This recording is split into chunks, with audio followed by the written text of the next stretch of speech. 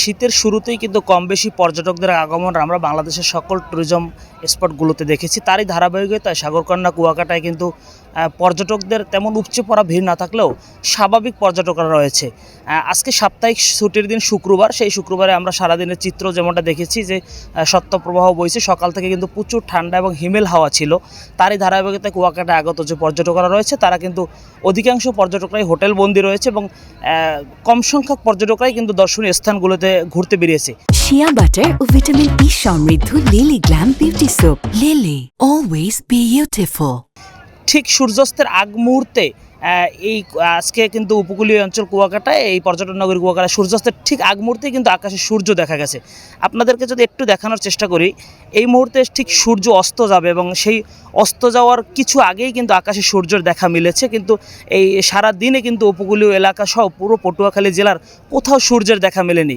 কিন্তু ঠিক সূর্য অস্ত যাওয়ার আগ মুহূর্তে যখন কুয়াকাটায় আগত যে পর্যটকরা যখন সূর্যাস্ত দেখতে আসে, ঠিক সেই মুহূর্তেই প্রাকৃতিকভাবেই এই সূর্যটি কিন্তু এই মুহূর্তে দেখা গেছে। মানে মেঘ কেটে অথবা কুয়াশা কেটে কিন্তু সূর্যের দেখা মিলেছে এবং পর্যটকরা সারাদিন সূর্য দেখা না মিললেও ঠিক সূর্যাস্তের আগ মুহূর্তে কিন্তু তারা সেই স্বাদটি, সূর্যাস্তের যে স্বাদ বা সেই স্বাদটি কিন্তু তারা উপভোগ করতে পারবে। আপনাদেরকে যদি একটু দেখানোর চেষ্টা করি যে আজকে সাপ্তাহিক ছুটির দিনগুলোতে কুয়াকাটায় পর্যটকদের একটি ভিড় থাকে এবং সেই চিত্রটি আপনাদেরকে দেখানোর চেষ্টা করছি। যদিও হোটেল মোটেল ওনার্স অ্যাসোসিয়েশন বলছে 50 বা 60% হোটেলের রুম কিন্তু তাদের বুকিং রয়েছে, শতভাগ বুকিং নেই। কিন্তু কুয়াকাটায় আগত পর্যটকরা কিন্তু সূর্যাস্তের আগ মুহূর্তে সৈকতের বিভিন্ন পয়েন্টগুলোতে জড়ো হয়, কারণ এই মুহূর্তে কুয়াকাটায় আসার অন্যতম একটি কারণগুলোর মধ্যে থাকে সূর্যাস্ত।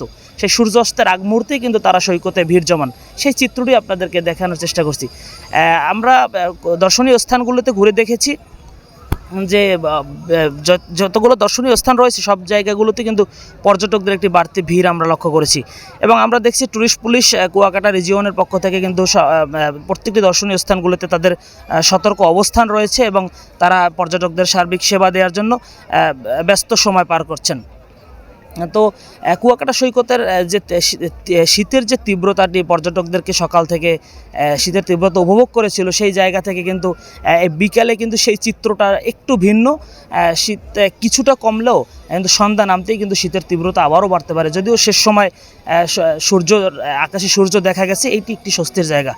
তো সাপ্তাহিক ছুটির দিনে কুয়াকাটায় এই মৌসুমে কিন্তু এরকম পর্যটক এটা স্বাভাবিকই থাকে এবং সেই চিত্র আপনাদেরকে দেখানোর চেষ্টা করলাম। তবে আবহাওয়া অফিস বলেছে যে আজকে সকাল থেকে কিন্তু 14 ডিগ্রি সেলসিয়াসের যে তাপমাত্রা সেটি আরও কিছুদিন বহাল থাকবে এবং শৈত্যপ্রবাহ বহাল থাকতে পারে বলে তারা এমনটাই জানিয়েছেন। তবে এই পরিস্থিতি থাকলে পর্যটকদের কিন্তু স্বাভাবিক চলাফেরায় একটু বিঘ্নতা ঘটতে পারে বলেও পর্যটন সংশ্লিষ্ট ব্যবসায়ীরা বলেছেন। তো এই ছিল কুয়াকাটায় তীব্র শীত এবং পর্যটকদের সব মিলিয়ে তথ্য। সবাইকে ধন্যবাদ। S M Almas, Dhaka post, Kuakata.